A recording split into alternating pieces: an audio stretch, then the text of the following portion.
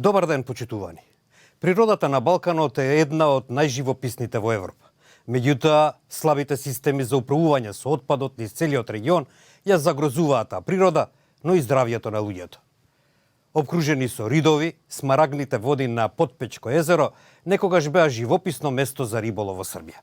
Но неодамна самиот мирис беше доволен за да ги одврати посетителите од езерото полно со огромна маса отпад. Властите пак, кои се надеваат дека проблемите нема да се појават за време на нивниот мандат, не сметаат дека треба да се занимаваат со ова прашање.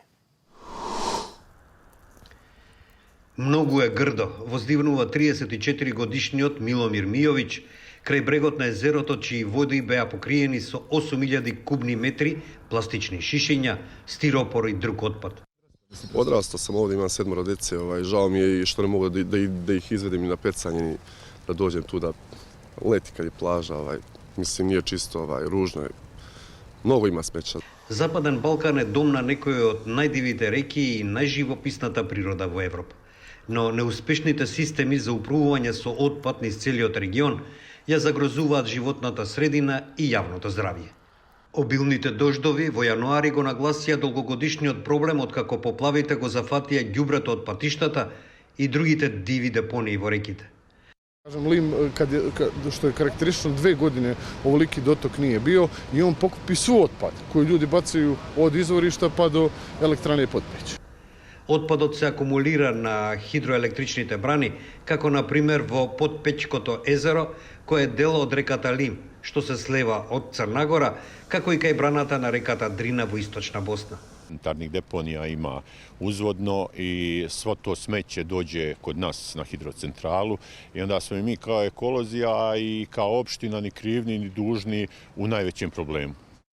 Расчистувањето на ваквите купчиња ѓубре стана редовна активност за операторите, иако неодамнешните маси отпад беа поголеми од нормалните. Не можеме да го решиме овој проблем. Можеме само да го санираме. Го собираме ѓубрето што општините го оставаат на бреговите, вели Томислав Поповиќ, кој работи во електраната на Дрина, додавајки: дури видовме и слики на булдожери кои туркаат ѓубре директно во реката. Низ целиот регион ефективното управување со отпад се одржува со ниски буџети, застарена инфраструктура и недостаток на итност кај службените лица и делови од јавноста. Рециклирањето е минимално, додека дивите депонии се вообичаена слика покрај селските патишта и на периферијата на градовите. Ситуацијата е слично тешка и во Косово, каде што само половина од 1,8 милиони население е офатено со услугите за собирање отпад. Неодамнешниот владин извештај покажа дека ситуацијата се влошува со зголемување на бројот на диви депонии за 60%. Главната дестинација на ѓубрето во Белград во изминатите 40 години, депонијата Винча, доби озогласеност како најголема неуправувана отворена депонија во Европа. Лежејќи на периферијата на градот, локалитетот дури сега се реновира во проект финансиран делумно од меѓународната финансиска кооперација на Светската банка и Европската банка за обнова и развој. Според активистите, неопходен е постојан јавен притисок врз властите да продолжат да ги решаваат проблемите со управувањето со отпадот. Тие сметаат дека оние што се на власт само се надеваат дека проблемите нема да се појават за време на нивниот мандат, а на долг рок не сметаат дека е во нивен интерес да се занимаваат со ова прашање. Ниту Македонија не е исклучок од сликата со дивите депонии што ги карактеризира земјите од Балканот.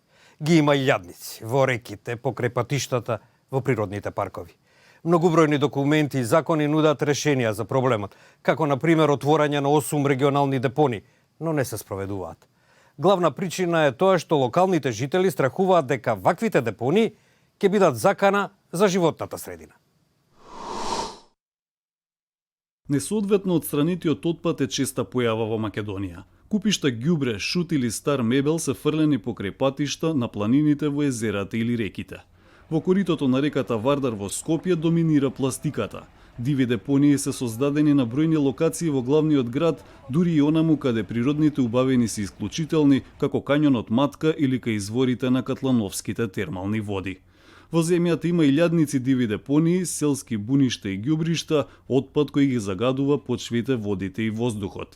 Решенијата за проблемот земјата ги има наведено во бројни документи и закони, но изостанува реализацијата на терен. Системското решение е предвидено преку отворање на 8 регионални депонии, но засега не е изградена ниту една, бидејќи жителите стравуваат дека тие ќе бидат закана за животната средина во местата каде живеат. Екоактивистите велат дека поради тоа, националните и локалните власти треба целосно да ги вклучат граѓаните во процесите на планирање, изградба и контрола на регионалните депонии. Јас мислам дека треба да го следиме хрватскиот пример во одредени општини, каде што сериозно вложија средства во овие, јас ги нарекам, центри за управување со ресурси, не на отпад, каде што граѓаните директно видеа бенефити во тие локални места во однос на вработувања, вложување во градинки, центри за образование, болници. Значи, граѓаните мора да го видат нивниот бенефит од целата работа, зошто тие би имале депонија до нивната куќа. Иако дивите депонии ги има во целата земја, граѓанските здруженија неодамна реагираа дека државата ги намалува средствата за нивно чистење. Министерот за животна средина и просторно планирање Насер Нуредини објаснува дека станува збор за средства кои се вратени назад во буџетот, но посочува дека треба да постои подобар систем за собирање на отпадот во општините. That's why we're proposing the regional solution, because the citizens pay communal taxes to have their waste collected.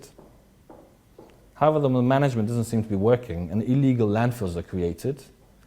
And then, unfortunately, it is required that we take money from our state budget and clean up the illegal dump sites. So in theory, which I think is very contradictory, we are actually getting the citizens from taxpaying money to pay twice for the cleanup of waste. За несоодветниот третман на отпадот покажуваат и податоците кои ги објави Државниот завод за ревизија. Институцијата наведе дека од вкупно собраниот отпад во земјава се рециклира помалку од 1%.